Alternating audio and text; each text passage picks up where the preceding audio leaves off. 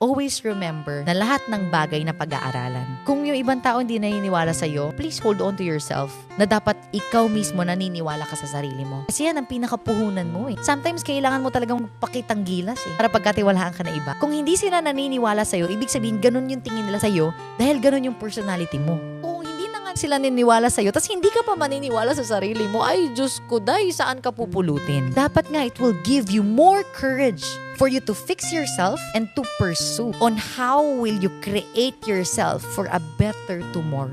Yun ang mindset ko eh. Pag may taong hindi naniwala sa akin, hindi ko siya i-blame. Baka kasi yun talaga ako. Pero this time around, I will be more motivated. Yung pala yung tingin sa akin ng environment ko. OMG, I need to fix myself. Because if you think other way around, na ito yung tingin sa akin ng environment ko, ayoko na lang, kawawa naman ako. You will really not be able to fix yourself until when kanilang titignan na ganyan ka. Parang in all due respect to myself, I will fix myself. And I will prove, not to them, but to myself, para umayos naman yung image ko at kahit anong pasukan ko, maniniwala sila sa akin.